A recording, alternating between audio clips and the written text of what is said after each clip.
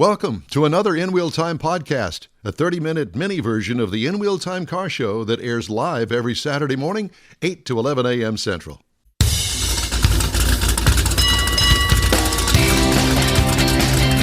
It's your go-to place for entertaining car talk. It's the In Wheel Time Car Talk Show. Just ahead, John Baadilla from NHRA joins us to talk about the upcoming 2023 season. Jeffrey has a feature on the 5 Euro cars that can now be sold in the United States after never being allowed to be sold in the United States. He'll explain.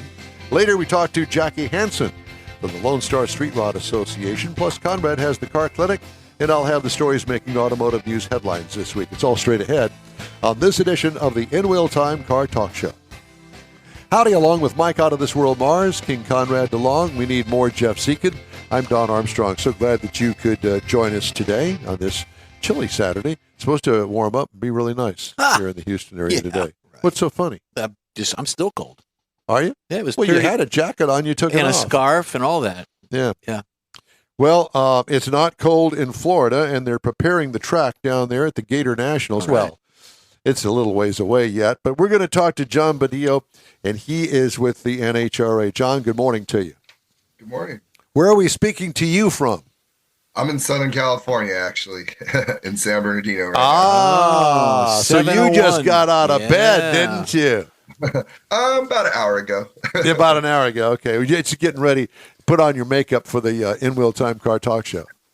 Yes. Got to get all ready. So, John, what do you do for the NHRA? Explain to everybody that job. So I'm the senior marketing manager of NHRA. I wear a number of hats. I handle all of our national events throughout the year in terms of pretty much putting on the event from start to finish, everything from, pre-race ceremonies to winner circles to working with our title sponsors, to all the in-venue entertainment and things that you would see at an event. I run a couple of other programs. I also run our Youth and Education Services program, which is a free Friday field trip in which schools come out to our national events and they learn about careers in motorsports, as well as how science, technology, engineering, and math play a role in many careers in the NHRA community.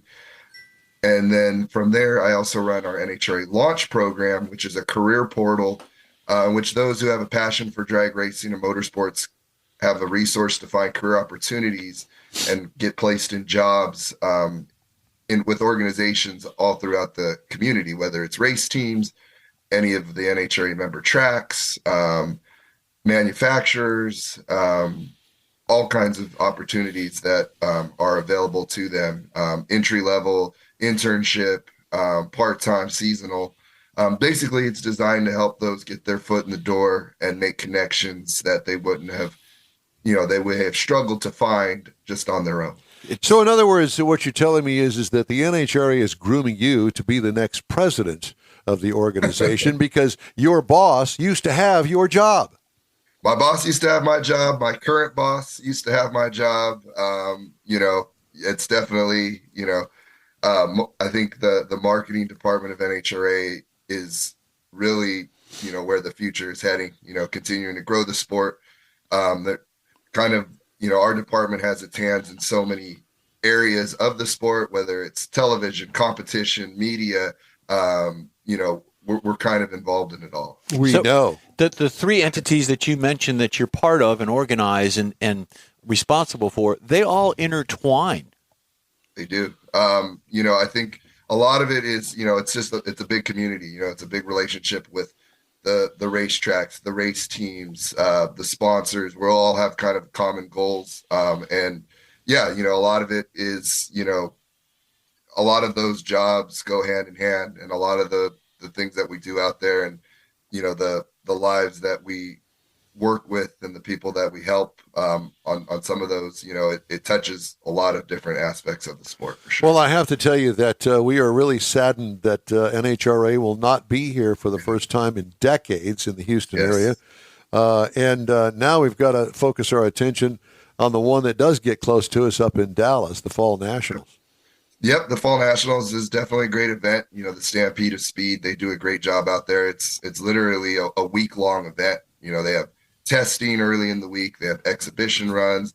They really are trying to capture embracing the state of Texas, getting people to travel to the event. It's becoming a destination race. They do all kinds of unique activities in the lead up, and it really makes it feel like a bigger event than some of our other national events. Well, I have to tell you, if somebody were to come up to me today and say, okay, well, where would you go for a race on a summer vacation? I personally would have to say, you need to go to Brainerd, Minnesota. And Absolutely. I know you would know exactly what I'm talking about. The zoo. The zoo. Yes. Yeah, exactly. It's its own unique event in itself. I mean, those campgrounds and those fans, they get in there, sometimes the week before. Oh, yeah. It's a big party. It's awesome. Like our series sponsor now is Camping World. And I mean, that, it's a perfect fit. I mean, that crowd, bringing in the RVs, staying at the racetrack, just enjoying the summertime. Well, let's not forget the parade of vehicles that these folks up there, the real car nuts, have concocted in their garage or basements, as it may be, all winter long, and they bring them out. And I know when I was doing the drag racing thing many years ago in 2017, was it 17? I don't remember. It's a long time ago. But at any rate, I will never forget the parade of champions over there on the Saturday night. And it was truly amazing to see the 65-passenger school bus that still had the cab on the front of it. But they had chopped off all of the cab over to the passenger compartment. Okay? That part of it was gone. The floor was still there. It turned into a bar. In the middle of the floor, they turned it into a bar. And here they are parading through, and all these people are sitting around the bar and the big screen TV behind the driver. That takes some clever thinking there. That one and the pirate ship that they make. I think that one, they have I think they give out awards. Yes, the best, I guess you would call it a float, but yeah, I actually know the folks that make the pirate ship one. Some of them used to work on our marketing operations team, but yeah, it's the NHRA pirate ship. Nitro Pirates, I think is what they call Nitro Pirates. That's it. Yeah. Well, now that's my take on it. If I were going to offer anybody, fly into Minneapolis, take the whatever it is 90-minute cruise out there to Brainerd, and you will not be sorry. I had the best time out there, I tell you. The hotels out there are very different too, because they have ginormous indoor swimming places, water parks, like at the Motel 6. Massive. The water park is bigger than the actual motel. Because remember, it's geared to ice fishing. I was going to say, you can only be outside 6 months out of the year at the most. So what are you really looking forward to as far as Gator National is concerned this year? It's a lot of excitement going into the season. I think it's exciting to have all the pro teams running the season opener. And when we start on the West Coast, we don't have motorcycle there, so everybody's excited. A lot of media days. There's going to be a fan fest on Wednesday leading up. We're going to have a big press kickoff event on Thursday in conjunction with Don Garlitz's Hall of Fame ceremonies that they do every year. Right off the get-go, we're going to have our Top Fuel Pep Boys All-Star Call-Out, which is, big, racing on Saturday, a unique format, which the drivers, actually call each other out and pick who their opponent is. Going to have some great things on site. We're going to have some more pageantry at our events. We're looking to actually incorporate some local marching bands that are come out, entertain the crowd.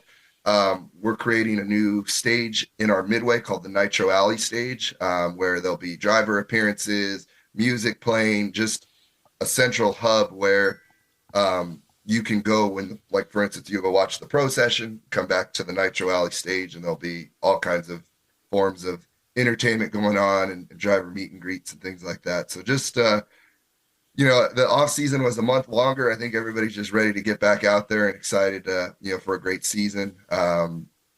We have another new event that's going to be happening starting in Phoenix called the Mission Foods Too Fast, Too Tasty Challenge, where basically if in all the pro categories, if you made it to the semifinals the race prior, so anyone that makes it to the semifinals on Sunday at Gainesville, they're going to race each other on Saturday in Phoenix for basically it's kind of like a grudge race, a rematch of the semis.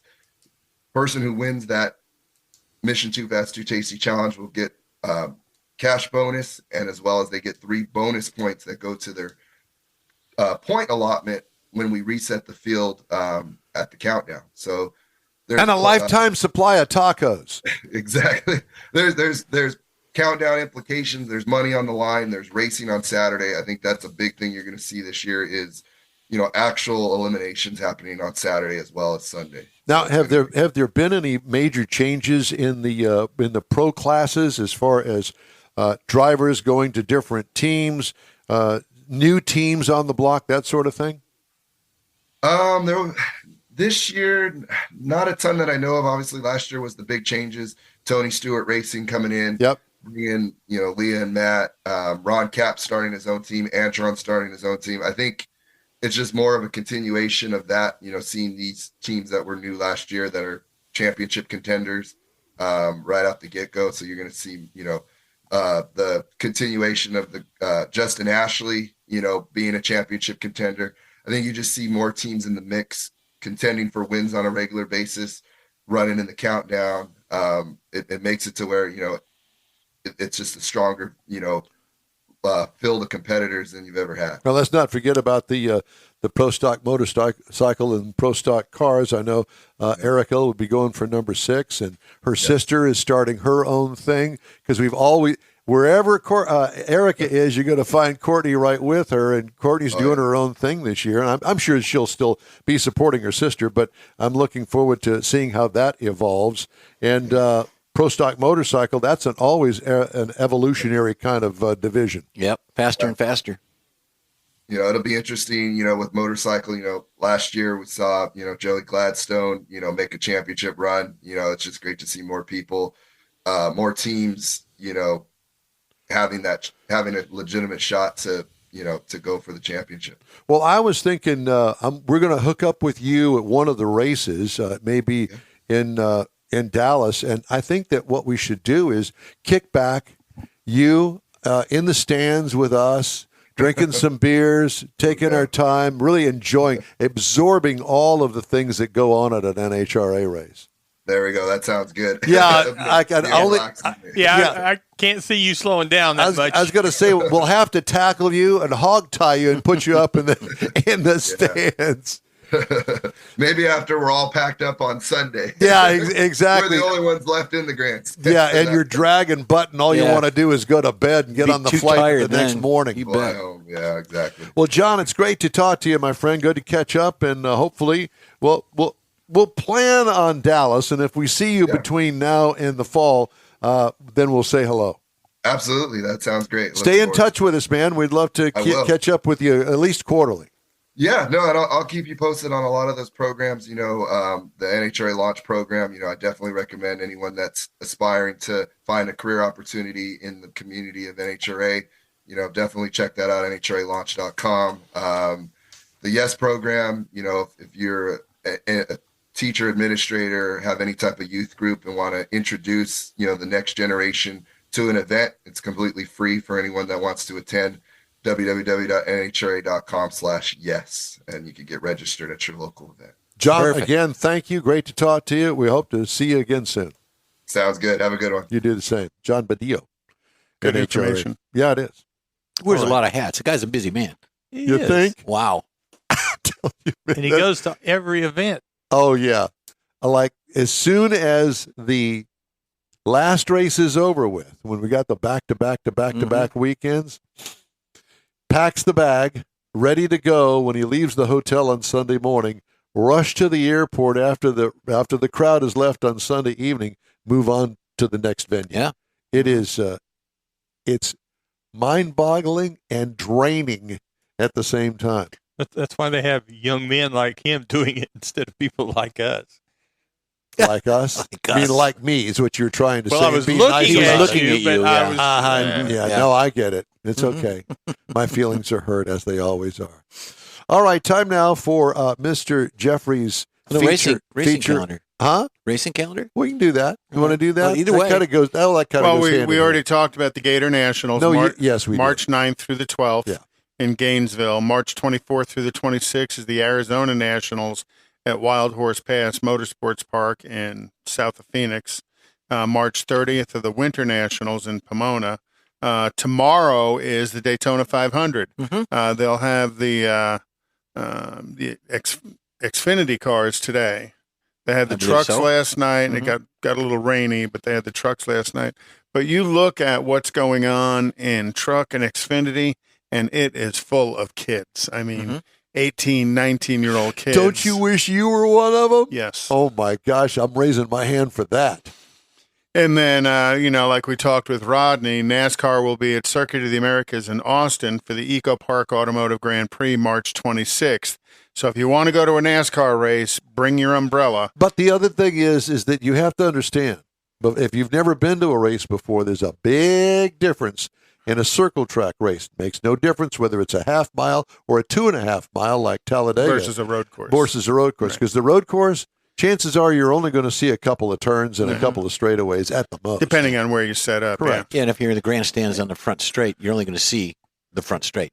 Going right past Well, to me, I think probably some of the best seats at COTA are going to be up on the hill. the high turn one seats, because you're going to watch them come down the front straight, and you can watch them go out the back. And You through can the do S's. that, but I would rather watch all of the action going through the S's. Yeah. Well, Yeah. you can also watch the entire track from that big tower. Or you Yeah, can but I also think rent a helicopter. Access to that tower is a little limited. Or you could be in your living room watching it on TV. Bingo. Hello. Drinking a beer. Or two, A lot Do you, cheaper. a lot do you drink beer? occasionally. Do you? And then Formula One starts March 5th in Bahrain. And Michael Andretti and Cadillac won't be there yet. Mars, what are you doing down there? IndyCar is March 5th at St. Petersburg. And then the Texas Mile, and we're going to have a tie-in to the Texas Mile with another interview we're going to do here later in the show, is March 24th through the 26th at Chase Field in Beeville, Texas. Beeville. And that is a standing start, 1 mile. How fast can you go? Hello.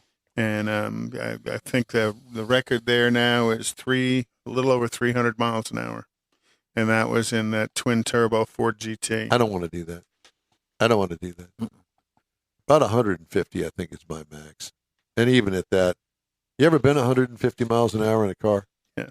That without any aero, without a real race car, roll bar, none of that. None of that. Just a car. Z06 Corvette.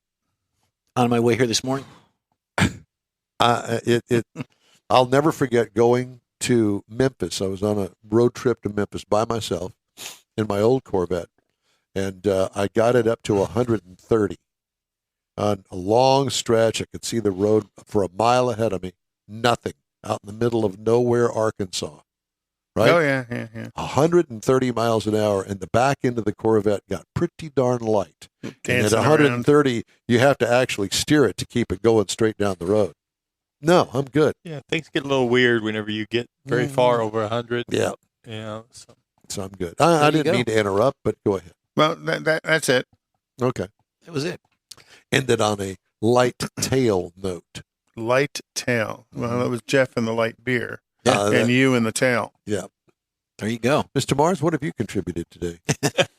He ate his No, donut. I was just relating to some of the conversation that I did. In your I think own I got mind. 138 in a Hellcat Charger one time.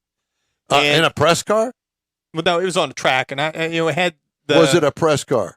Yeah, He was at a press event. but it was at a press event. He took the press And, card. Were you driving it? Yeah, I was, and the engineer was sitting right beside me.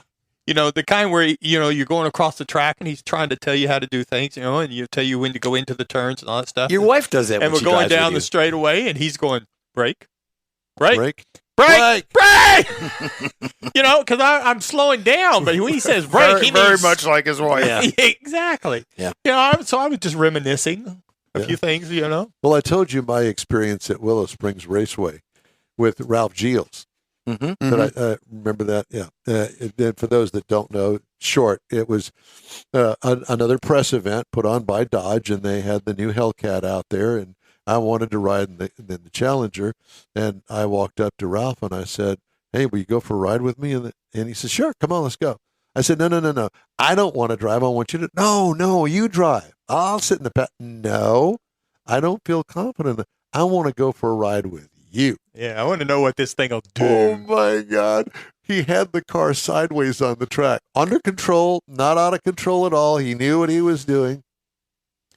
What the staff up at the start-finish line didn't know was that he was driving. They thought it was me.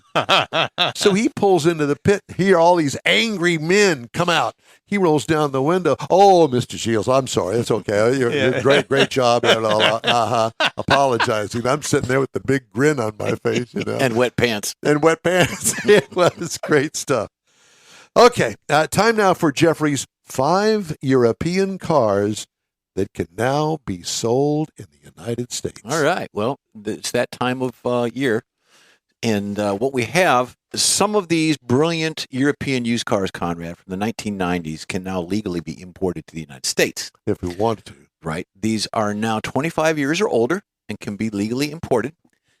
United States has enthusiasts here, and we've never experienced those kind of cars on our streets. What we would call gray market cars. Whatever. But this first one is an Audi RS2 Avant. It's one of the most legendary Audi models of all time. So the RS2 Avant or Avante? Avant is always credited for making a big deal out of the fast station wagon idea. I love it. It ended up working perfectly, and everyone wants one of these. I know I do. If those wheels and mirrors look familiar on that photo, that's because the car was assembled in collaboration with Porsche. While the components of this car were almost entirely Audi, Porsche took care of the assembly in the same factory as a Mercedes 500e and the Porsche 959 were built in that factory. With the 2.2-liter turbo 5-pot, which means piston in your neck of the woods, Mike, and the Quattro all-wheel drive and the RS2 Avant He's been was trying to be smoke messed. That for a long time. I know. Don't mess with it is what they're saying. Don't touch it is what Mike would say. So that's that Avant. The next one we have here, which is very cool, it's a Fiat Coupe 20V or 20V 20V Turbo. How about owning a compact, cool-looking mini Ferrari? The Fiat Coupe, though it has designs that sometimes divided opinions, was definitely very distinctive and unique. Yuck. I like the car. Yuck.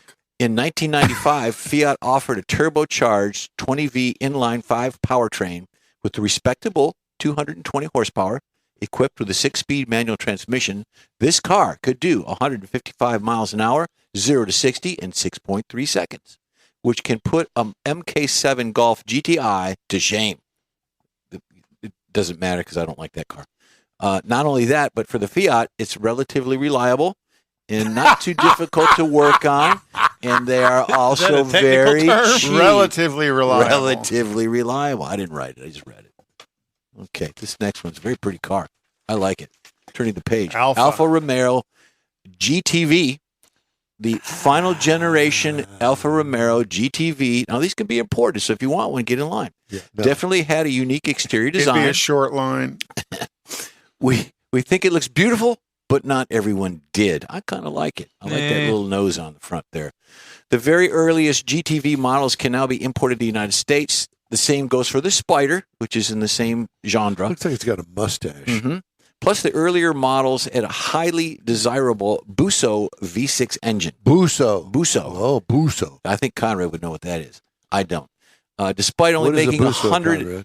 It's kind of like their AMG version. I see. Busso. Performance.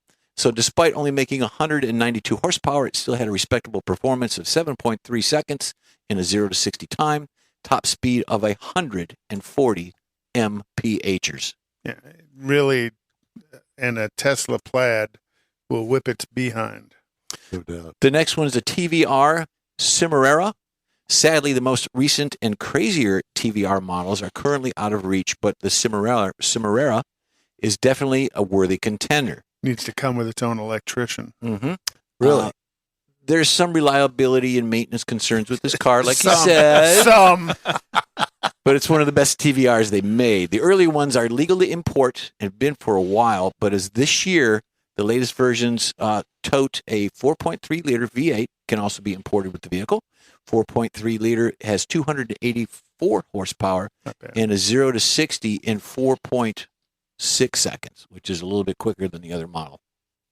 And the last one, my favorite, is the Jaguar XJ220. Admittedly, is one of the most pricier of the cars that you can import. That's pretty. Why don't they make that today? Well, it didn't go over back 25 years ago. Yeah, they only made a few of them when they did. It's worth taking a look at. It's infamous for not being able to deliver on its promises. The Jag XJ220 was Jag's definitive supercar back in the 90s. For a short while, it was one of the fastest cars in the world, achieving 217 miles per hour. Twin turbo V6. Surprisingly, check the engine light is speed on was all the time. Thanks, yeah, Jag. Thanks. I got it. Thanks to part to a turbocharged V6 right out of the MG Metro 6R4 rally car. So it was actually a racing engine. The XJ220 was a rear-wheel drive, used a 5-speed transmission. Absolutely massive vehicle. Prices are starting to creep up, so get one. And it didn't have a damn dipstick How in much it either. was it? It doesn't say. Oh. Million. Yeah. You think? Oh, yeah. I was wondering why. Well, I mean, because it's a nice looking car, and wondering why it didn't sell. Well, I remember we did that remote from Sphere one time, and they had one of those in the shop, and they actually think they had the engine out of the back Really? of it. Yep. A lot of it I missed that. has to do with emissions as well. Yes, exactly. That's why you don't see any of those little 4-cylinder trucks that are popular in Europe coming here because they can't pass emissions. Yep. Well, and Crash tests. So much of those are diesels anyhow.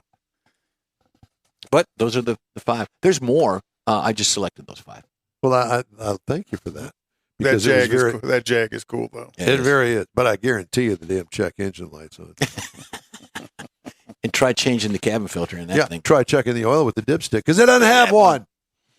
Yeah, it does. Behind the wheel. The dipstick No, that's the behind loose wheel. nut behind the wheel. All right. We thank you for joining us and want to remind you that the In Wheel Time Car Talk Show is available 24/7 through the iHeartRadio app. Just look for In Wheel Time Car Talk. We also video stream on Facebook, YouTube, and InWheelTime.com. Podcasts at your fingertips on over a dozen of the most popular podcast outlets available. The In Wheel Time Car Talk Show continues after this quick break. Tailpipes and Tacos, Houston's premier car cruise-in returns Saturday, April 15th to the Lupi Tortilla Tex-Mex in Katy, 8 to 11 a.m. Bring your Hot Rod, Classic, Resto-Mod, or any other vehicle you'd like to show and compete for one of 3 highly coveted Chili Pepper trophies. This April 15th kickoff event is one you'll want to put on your calendar because 100% of the money you donate for the free tacos will be given to God's Garage. You heard right. Free tacos. Whatever you decide to give, all of it will be given to God's Garage and matched by Lupi Tortilla. God's Garage gifts vehicles to single mothers, widows, and wives of deployed military in the greater Houston area. In fact, the garage will gift a vehicle to a mom in need at this special event. Be sure to attend the next Tailpipes and Tacos Cruise-In, Saturday, April 15th, 8 to 11 a.m. at the Lupi Tortilla Tex-Mex in Katy on the Grand Parkway at Kingsland Boulevard, just south of I-10. Free breakfast tacos for any donation to God's Garage. It'll make your heart and your belly feel good. You own a car you love. Well, why not let Gulf Coast Auto Shield protect it? Houstonian John Gray invites you to his state-of-the-art facility to introduce you to his specialist team of auto enthusiasts. We promise you'll be impressed.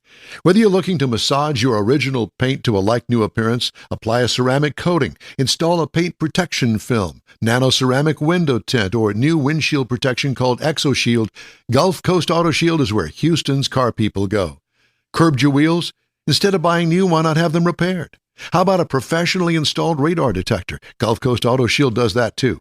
Get a peek inside the shop and look at the services offered by getting online and heading to gcautoshield.com. Better yet, stop by their facility at 11275 South Sam Houston Tollway, just south of the Southwest Freeway, and get a personal tour. Gulf Coast Auto Shield is your place to go for all things exterior. Call them today, 832-930-5655 or gcautoshield.com. The award-winning In Wheel Time Car Talk Show is available on the most popular podcast channels out there in 30-minute episodes. We realize our 3-hour live show can be difficult to catch in its entirety, so now you can listen every day to a convenient, fresh 30-minute episode. Check us out on Apple Podcasts, Spotify, Google Podcasts, Amazon Music, and Audible, along with a dozen more. In Wheel Time has the most informative automotive guest interviews and new car reviews, along with popular features including Conrad's Car Clinic and This Week in Auto History, along with automotive news headlines.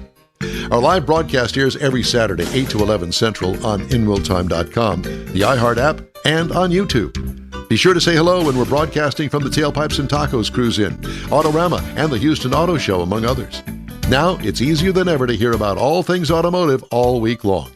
You're invited to join fellow car enthusiasts in becoming part of the ever-growing In Wheel Time Car Talk family. Don't forget those 30-minute podcast episodes on your favorite podcast channel. That's it for this podcast episode of the In Wheel Time Car Show. I'm Don Armstrong, inviting you to join us for our live show every Saturday morning, 8 to 11 a.m. Central on Facebook, YouTube, Twitch, and our InWheelTime.com website.